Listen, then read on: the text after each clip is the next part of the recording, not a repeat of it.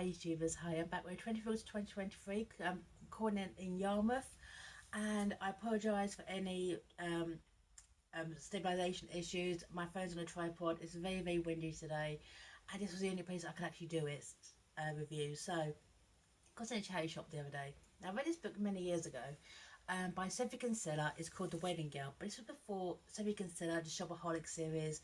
It's one of her earliest books. It came out in 1999. This was when she was still writing as Madeleine Wickham, okay, as you can see there. And this is an incredible novel. Also, it's interesting as well reading books set back in then, okay, it's very of its time, okay.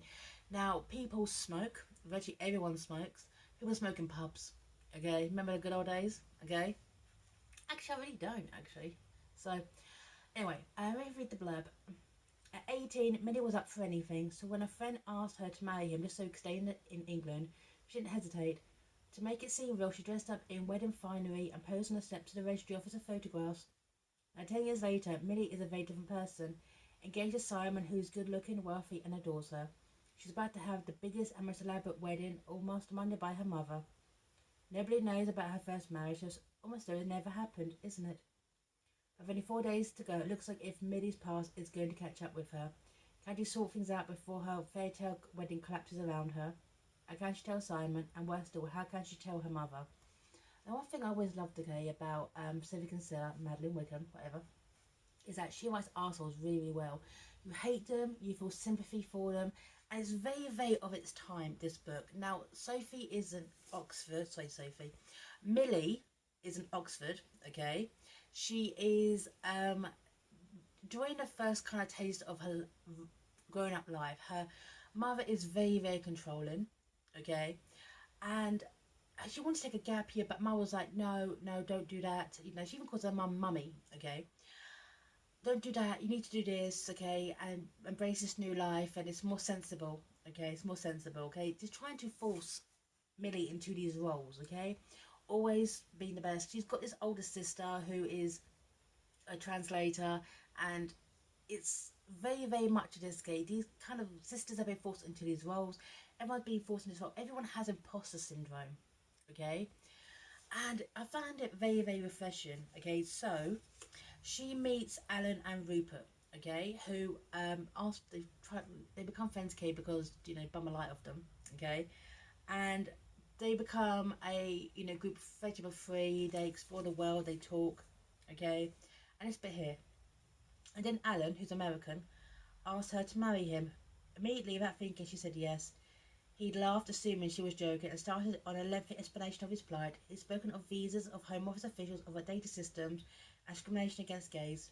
All the while he gazed at her entreatingly, and though she was still needed to be won over, Millie was already won over, already pulsed with the excitement of the thought of dressing up in a wedding dress, holding a bouquet, doing something more exciting than she'd ever done in her life. Okay? It was only when Alan said half round, I can't believe I'm actually asking someone to break the law for me, that she realised quite quiet she was going on. But she still did it, okay? They got married. Now, on the steps was a teenager boy called Alexander, who spoke to her briefly when her veil got torn askew. And years later, by a series of contrived coincidences, Alexander winds up being the wedding photographer for her wedding to Simon. And misdirection here, a lot of misdirection within this book, okay. But 10 years later, she is engaged to Simon, okay, and her mother is just taking over her wedding, okay. It's going to be a big society event because Simon's father, Harry, is kind of like the creator of that juice drink line that was very popular in the 1990s, and he is absolutely filthy loaded, okay. And once again, imposter syndrome as well, because Harry's kind of made it out that he started with nothing. Actually, he's born to privilege, went to private school, and had financial investments to get him where he is. So, very similar to the 20s girl as well, okay? Here you go. This is Olivia talking to Kate about her wedding, Millie's wedding to Simon Pinnacle. Harry Pinnacle was his dad, okay? Right. It was an event which Olivia felt as though she'd built up to all her life, an event surpassing even her own wedding. There had been a modest and unmistakable affair, whereas this occasion would be crammed with important, influential, wealthy people, are forced to take a back seat that she and of course Millie drove prominently on centre stage. Yep, her mother is organising this wedding, alright? But in the end it transpires, okay, and the best part is she thinks it's Alexander, okay, who's screwed this up, okay? Alexander basically just teases her a little bit, just, you know, when they're having the wedding photographs taken, and a bit of teasing. He actually had no idea Millie had never got divorced. He was just teasing, okay, about her first wedding, right? But Millie just freaks out, okay, all kind of jumps from there. A lot of misdirection within this book, okay? And Millie tries to explain why she never told anyone, and even though it's ridiculous, she never got this sorted out in the last 10 years, at the same time, you can understand why, okay? Here you go. I didn't want, it's when she's talking to her sister. I didn't want anyone to know, not a single person. While no one else knew, I felt safe, okay? Yes, safe, me, said Fancy. No one in the world knew about it. No one asked any questions. No one suspected anything, okay? And the more time that went on, the more it was though the whole thing had never happened. A few years went by and nobody knew about it, and gradually it just stopped existing. Right. Yeah.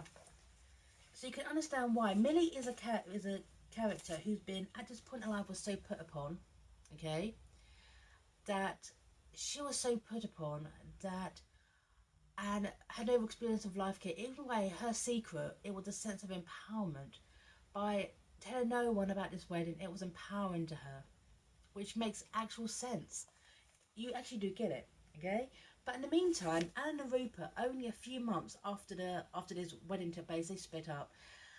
Alan wasn't, and I do understand this, okay? I do understand. He was scared. It was the 1990s, okay? The world has radically changed in the meantime, and good for it, okay? Thank you well for moving on, okay?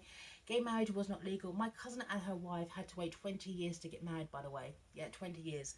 The day civil partnerships was passed, okay? They actually got engaged. But can you imagine 20 years, okay? You understand why this is coming from, okay? Stay in the country with the visas and all that. Then they split up in only a few months because Rupert, he couldn't commit to Alan in a way, okay? It was fear. It was internalized fear. You understand, okay? However, at the same time, you think Rupert's a bit of a dick, though, okay? But you do understand his fear. And in the meantime, he's married Francesca, okay? They've been trying for babies. Sadly, it didn't make it. And he's become a born-again Christian and been basically joined this church, which is like the British version of the Westboro Baptist Church. They don't pick it funerals, though, okay? Right. He was born-again Christian for less time than Francesca, was less familiar with the Bible than she was, had achieved an inferior degree to hers, had learned less money than she did, and yet she deferred to him constantly. She insisted on promising to obey him. She looked for him for guidance and everything. Okay? Right. Right. And he's also very, very dismissive of Billy until she actually meets him and they have it out as well. Okay? So he's internalized everything, even from that day. From Millie's point of view, it was the best time of her life. But from Rupert's, okay, the girl Millie had not been interested in him in the slightest. Alan had been taken with her. He thought her naively charming, had been amused by her innocent babble. But to Rupert, she'd just been another shallow, silly girl, a waste of time, waste of space, and a rival for Alan's affections. Right. But he thought of Millie as settled him now. He couldn't think of anything else. Millie from Oxford, she called herself tonight. Spasm of anger fear went through Rupert, as though the name on his wife's lips. What should you ring him after 10 years? How she got his number? Did she realise that everything had changed, that he wasn't gay, that it had all been a terrible mistake? Right. Yeah. So, Alan, due to his fear, okay, jumped back in the closet, okay, became a born-again Christian, tried not to be gay. Trust me, darling, trust me, I get it. I absolutely get it, especially for the time period, okay? Other. You want other, okay? You couldn't get married. Laws did not really protect you around this time, okay? You were othered. So I do actually understand it. But he confesses to Francesca, okay, his wife, and she goes ballistic in the only way that she can, okay? Right. And Rupert's like, this bit here, okay? Right. You don't want me to be honest, said despising himself. You want me to be bare false witness. Is that what you want, Francesca? It watched her face change expression as she struggled to reconcile private fears with the law of God. You're right, she said at last. I'm sorry. She looked at him apprehensively, then bowed her head in submission. What do you want to tell me? Okay? Stop now, Rupert told himself. Stop before you make her life utterly miserable. I had an affair with a man. Right. He paused and she waited for a reaction. A scream, a gasp, but Francia's head remained bowed. She did not move. His name was Alan. She swallowed. I loved him. The word affair is always running through this book. What do you think of it? Okay, there's no affair. Okay? Later on, people said, okay, you had an affair. No, okay? You had a relationship. I hate the word affair. Affair typically involves a third person or more, okay? It's a relationship. An affair. Jesus. Right. Had an affair. Right. And this bit here, okay, is when flashing back to what happened in Oxford when Alan and Rupert broke up, and it is absolutely heartbreaking, okay? When Alan has it out with Rupert, okay, about his reluctance to commit. Now, I do actually understand this as well. Couples in different kind of wavelengths. You've got one who's out proud, living his best life, one who's not. Sometimes walking next to someone, okay, your hands are next to each other. You're not holding hands. That can feel like miles apart. Because all you want to do is hold their hand. But they're scared people will look. But you, the one who don't care, but they do. You've got to be mindful of their feelings, but at the same time feel rejected because they won't. It's a very the 90s was difficult, okay? It was very, very difficult. Right, this bit here. It is when Alan has it out with Rupert. Fine, Alan said, his voice dry, crackling with anger. Lie to me, lie to yourself, get married, have a kid, play it being straight. But you know you're not, and I know you're not. I am, Rupert retorted feebly, then wished he hadn't, as Alan's eyes flashed with contempt. Whatever, he drained his glass and got to his feet. Will you be alright, Rupert said, watching him, then patronised me. Anna snapped back fiercely. No, I won't be alright, but I'll get over it. Okay? So,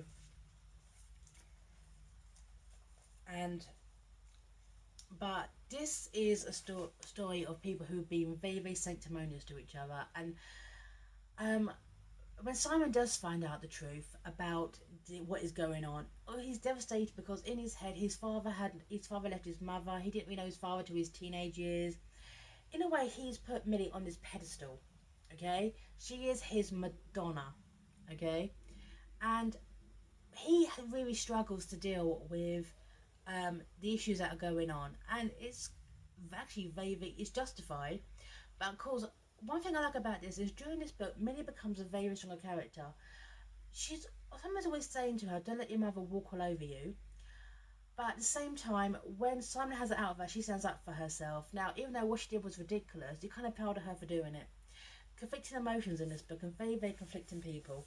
Okay, it's great. Right. And I messed the wedding up, okay? And I know I've messed things up completely, but don't look happy so sanctimonious. You have to look at me as if I'm beneath contempt. I'm not a criminal. She go, or maybe I am technically, if only because I made a mistake. I made one mistake. If you love me, you'll forgive me. If you love me, you would forgive me. And if you really love me, shouted Simon, so looking distraught, you would have told me you were married. What can I say? You can say what you like, Millie, but if you really love me, you would have told me. Millie stared at him, feeling a sense of unsure of herself. Not necessarily, okay? And she even swears at him when she's in the wrong. Here you go. But of course, flashing back, okay, to Rupert's mentality, okay? What's going on in Rupert's life, okay? Because these two had now to work together, okay, to find Alan, to make sure this... They didn't even know, okay, if they got divorced or not. Millie was confused.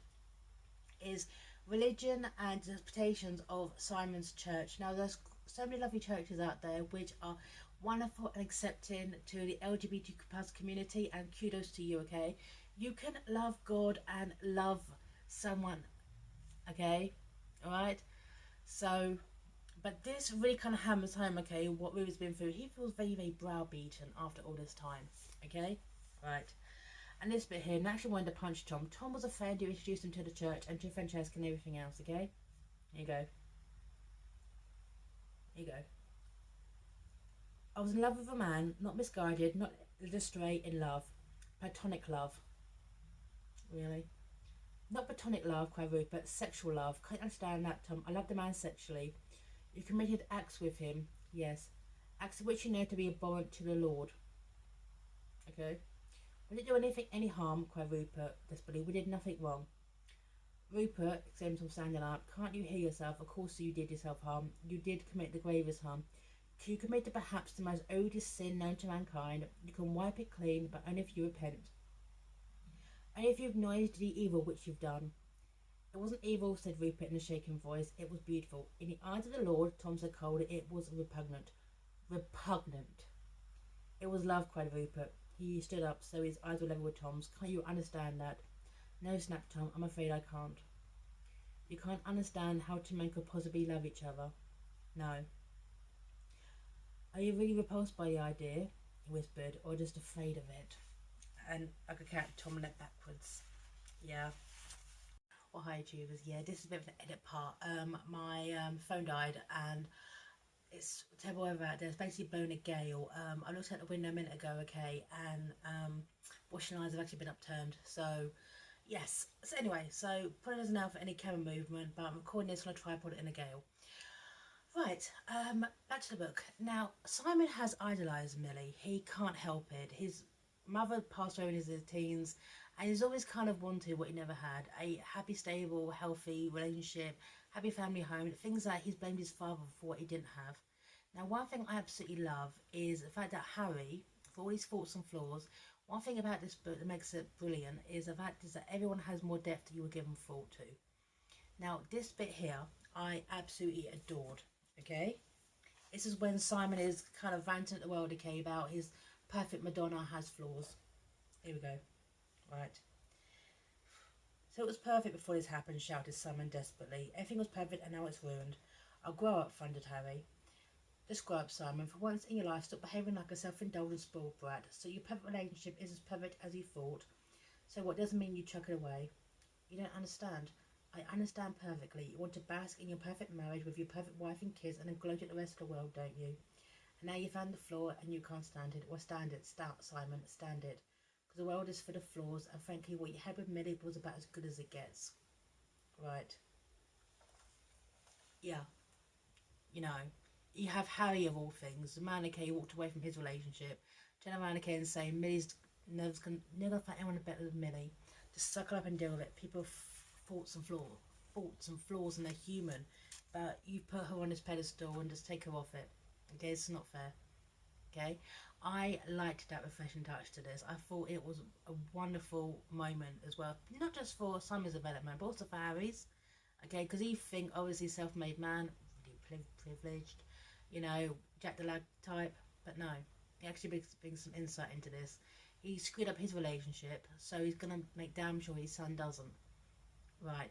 However, one thing I do have an issue with is that after Alan and Rupert broke up, okay, after 2 months, right, Alan stayed in the UK and he met Martin. Now, they meet up, okay, Rupert and Martin meet up, right. Now, this bit here is one of the problems I have with the book, but it's indicative of the time in general, okay, of how gay characters, not just back then, even now, or even written, okay, this bit here, okay, this bit here, right, Rupert and Martin meet up, right, he was ill, said Martin, and looked straight at Rupert. A flash of deadly understanding passed through Rupert, and he lowered his eyes, so here it was, without warning, he sentenced the end of the cycle. He has sinned, and now has been punished. He committed unspeakable acts, and he was to suffer an unspeakable disease. AIDS, he said calmly. No, said Martin, the tiniest note of scorn creeping into his voice.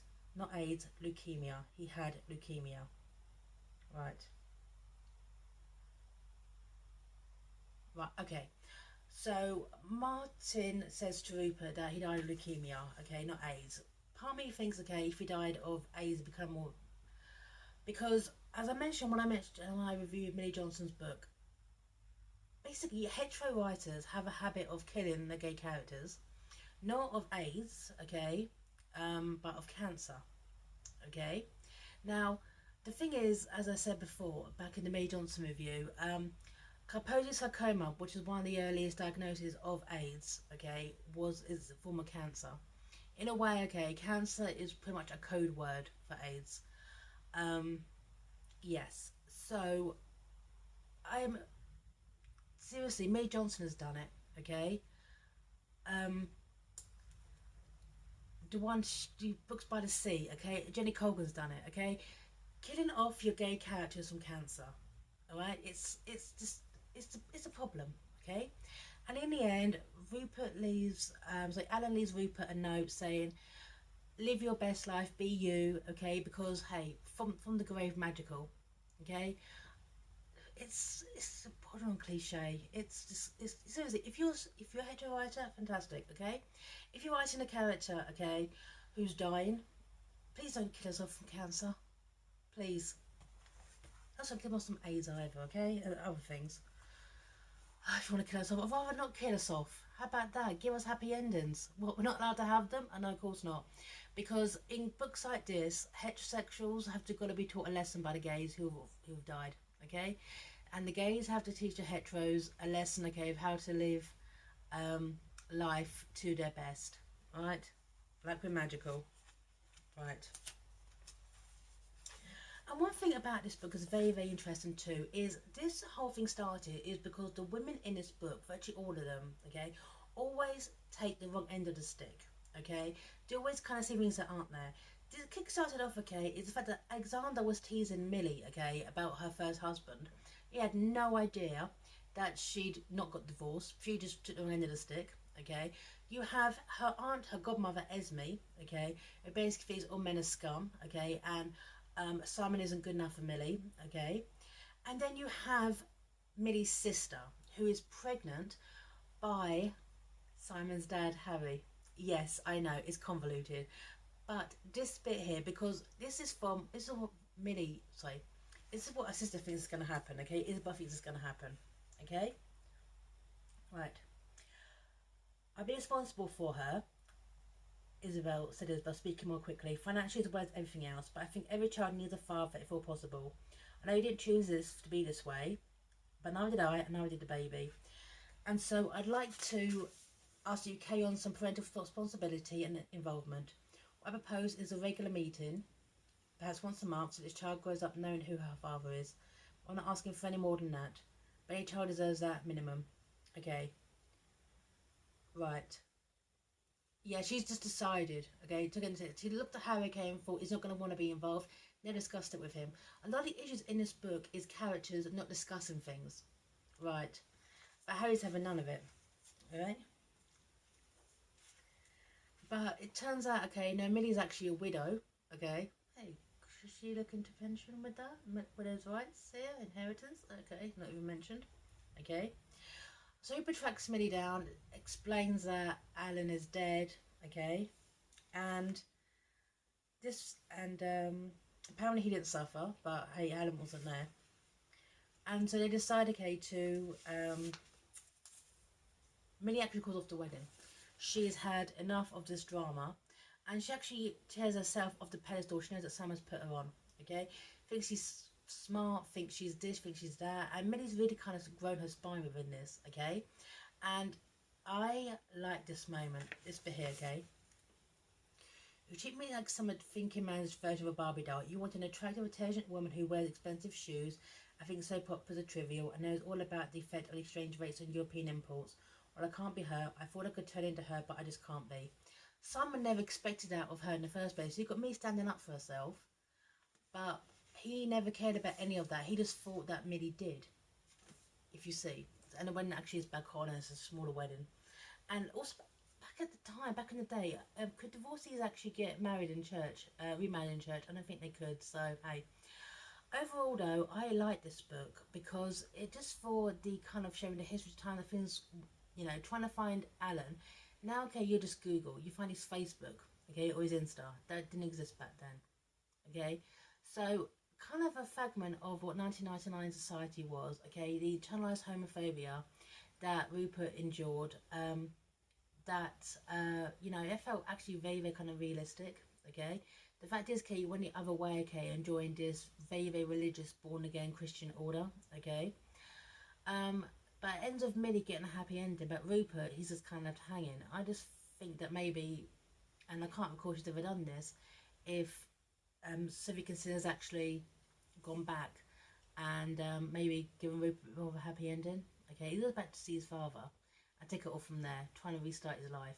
Okay, but I actually enjoyed it. It's a fragment of what it was. Okay, however, I just think the whole kind of killing off your gays from cancer is, I just can't stand it. Okay, anyway, sign off here. 20 books 2023. Sign off. Bye now.